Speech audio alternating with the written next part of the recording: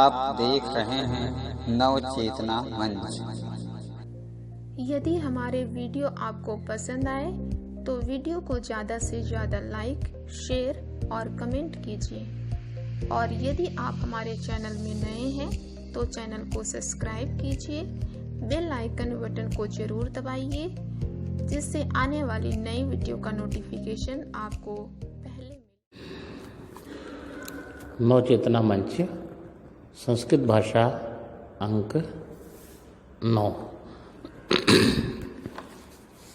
सुप्रभातम बच्चों, आप कैसे हैं? इस उम्मीद के साथ कि आप बिल्कुल ठीक होंगे, मैं आपके लिए एक नया अंक लेकर के आपके सम्मुख उपस्थित हूँ। तो अभी तक आपने जो इससे पहले पढ़ा है स्वर संधि, अब मैं आज आपको व्यंजन संधि के अंतर्गत आपको पढ़ाऊँगा श्रुत्व संधि। ठीक है? तो स्वर संधि के आप लोगों से रिक्वेस्ट है कि जो स्वर संधि मैंने आपको पढ़ाया है उसकी लक्षण उदाहरण जरूर याद रखिएगा, जो व्यवहारिक हों लगभग। ठीक है? तो आपको अच्छी तरह से आप चलते हैं। आज आपको नई संधि पढ़ाते हैं। व्यंजन, व्यंजन का मतलब होता है हल। जब आप महसूस हो तो पढ़ेंगे तो हाईवर्ट वाले हाथ से लेकर के हल तक जो भी आएंगे सारे व्यंजन आएंगे, तो व्यंजन को हल संधि भी हम बोलते हैं। ठीक है? इसलिए तो नंबर है 1 पे आज श्रुत्व संधि। अधता लविशा चा छटाऊ अधता हुआ। ठीक है? श्रुत्व संधि। तो सूत्र इसका स्तोह, श्चुना, श्चुह। तो इसमें 3 हिस्से होंगे, पाठ होंगे। पहला है स्तोह, फिर है श्चुना, फिर तीसरा है श्चुह। ठीक है? अलग अलग शब्द है। तो पहले शब्द के अंतिम दंतिक सा और ता को जब दूसरे शब्द का पहला अक्षर तालविशा या चा वर्ग आए उसके योग में होगा, तब दंतिक सा को तालविशा और ता को क्या होगा? चा वर्ग।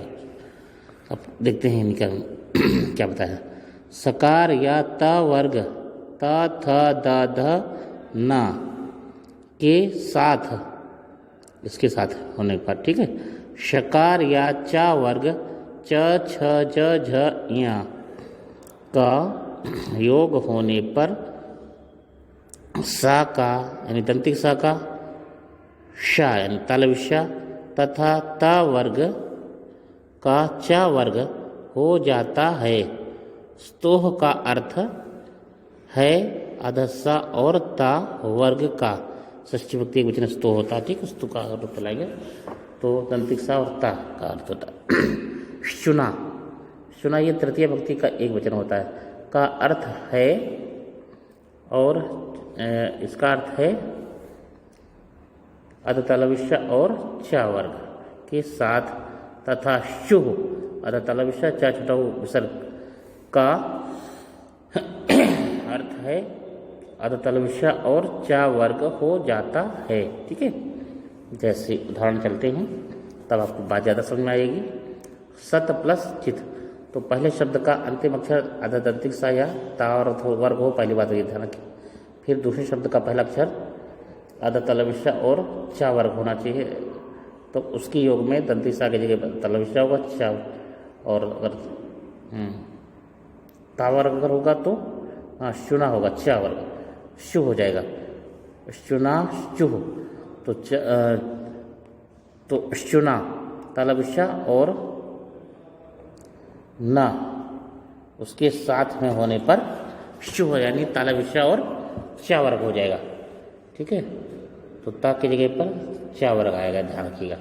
तो पहले शब्द का उदाहरण जो लेते हैं सत प्लस चित, तो सत का अंतिम अक्षर है यहाँ पर ता और दूसरे शब्द का पहला अक्षर है चित का क्या है? चा। तो यहाँ पर ता है पहले का और दूसरे का चित है, तो चा वर्ग का योग है यहाँ पर। तो यहाँ पर जो पहले शब्द का अंतिम अक्षर है ता, इसका भी चा हो जाएगा, तो सब बनेगा सचित, स अधच्च च छोटी त। ठीक है? अगला है उदाहरण रामस प्लस शीते।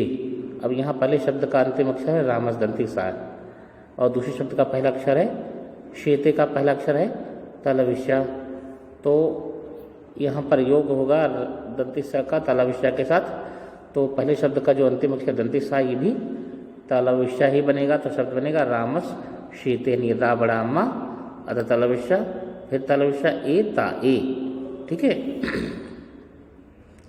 अगला उदाहरण है कस प्लस चित। इसमें भी का अंतिम अक्षर कस है तो दंती सा है, दूसरे शब्द का पहला अक्षर चित का चा है। तो सा और चा की योग होने पर दंती सा का यहाँ पर भी आधा तालव्य ही हो जाएगा। तो बनेगा शब्द कश्चित का आधा तालव्य, चा छोटी आधा ता। ठीक है। तो यहाँ पर अगला शब्द है उदाहरण सत। सत या सत दोनों हो सकता है। तो सत प्लस जना है। ठीक है। तो सत प्लस जना है। तो यहाँ पर भी ता या दा जो भी हो, फिर दूसरे शब्द का पहला अक्षर चा यानी चावर का है। तो यहाँ जो पहले शब्द का अंतर ता या दा जो भी होगा तो इसको हम चावर में ही बदलेंगे। तो शब्द हो जाएगा सज्जना, सा अधच जना विसर्ग। ठीक है। तो अगला है बृहद प्लस झरा। तो बृहद के दा के जगह पर दूसरे शब्द का पहला अक्षर है झा। तो ये भी जा यानी चावर का ही आएगा। तो शब्द बनेगा बृहद झरा, बारी हा अधज झरा विसर्ग, बृहद झरा। ठीक है। अगला शब्द है उत प्लस चारणम। तो पहले शब्द का अंतिम अक्षर है ता, दूसरे शब्द का पहला अक्षर है चा। तो ता चा का योग होने पर पहले शब्द का जो अंतिम अक्षर ता है इसको भी हम चा ही करेंगे।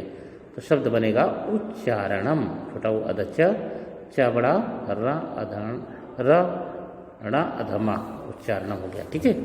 तो ये हुआ इसका प्रश्न अभ्यास करते हैं। ठीक है। तो इससे पहले चलते देखते हैं। निम्नलिखित शब्दों में संधि कीजिए तथा संधि का नाम उल्लेख कीजिए। तो संधि शुद्ध संधि है ही है। तो पहले अलग अलग शब्द हैं, इनको आपको जोड़ना है। ठीक। सत प्लस नहीं, जगत प्लस जननी। तो जगत के ता को भी हम आधा जा करेंगे, जगत जननी बन जाएगा। ठीक। कस प्लस चित है तो ये भी कश्चित होगा। ये पहले भी आपको मैं बता चुका हूँ। सत प्लस चित बराबर सचितता को ही चा वर्ग में आ जाता है। ठीक है। कवेश प्लस चमत्कारा। तो का व ए अधा सा अंतिम है दंती सा, और दूसरे शब्द का पहला अक्षर है चा, चमत्कारा। तो यहाँ पर दंती सा को भी हम आधा तालव्य करेंगे। तो बनेगा कवेश चमत्कारा। ठीक है। महत प्लस जालम, तो महत जालम बन जाएगा। ठीक है। ता का अधज्जा। उत प्लस ज्वलम। तो यहाँ पर ता को भी अधज्जा हो जाएगा, उज्ज्वलम हो जाएगा। ठीक है। विपद प्लस जालम, विपद जालम हो जाएगा। ठीक। अधज्जा। अगला शब्द है तपस प्लस चरणम। तो तपस सा के सा को तालव्य हो जाएगा तो तपस चरणम बनेगा। ठीक है। तो इस तरह से कुछ उदाहरण हैं। आगे देखते हैं। दूसरा नंबर 2 पे क्या रखा है। निम्नलिखित शब्दों में संधि विच्छेद तथा संधि का नाम लिखिए। तो अब यहाँ पर संधि युक्त शब्द हैं, इनको आपको विच्छेद करना है। शब्द पहला है उच्चारणम। उत प्लस चारणम करेंगे इसका। सच्चरित्रम है यहाँ पर, तो इसका विच्छेद करेंगे तो हो जाएगा सत प्लस चरित्रम। उज्ज्वलम, उत प्लस ज्वलम, उत्पलम, उज्ज्वलम हो जाएगा। सज्जना, सत प्लस जना बराबर सज्जना। ठीक है। और उदाहरण है। तो इस तरह से आपके बहुत से उदाहरण हो गए। विद्युत ज्वाला, तो यहाँ पर विद्युत प्लस ज्वाला हो जाएगा। इस तरह से आपके शब्द बहुत से हो गए। जो अलग भी करने थे, संधि भी करना था, विच्छेद भी करना था, दोनों तरह से मैंने बता दिया। तो आपको इसमें बस ये ध्यान रखना कि पहले शब्द का अंतिम अक्षर क्या है, दंती सा या तावर का होना चाहिए। ठीक है। फिर दूसरे शब्द का पहला अक्षर तालव्य या चावर है तो दंती सा की जगह तालव्य आ जाएगा, और जो ता वर्ग है उसकी जगह पर आपका चा वर्ग आएगा। बस मोटी बात इतनी आप समझ लीजिए। तो आपको ये जो शुद्ध संधि है ये आपको लगभग बिल्कुल अच्छी तरह से आ जाएगी समझ में। ठीक है। तो ये जो भी संस्कृत के छात्र हैं, 8 की हों चाहे 9 की हों, 10, 11, 12, इनको सबको आनी चाहिए। ठीक है। तो बस अगली संधि में आपको स्ट्रेट पढ़ाऊँगा, ठीक है। तब तक के लिए आपको धन्यवाद, बाय बाय, ठीक है।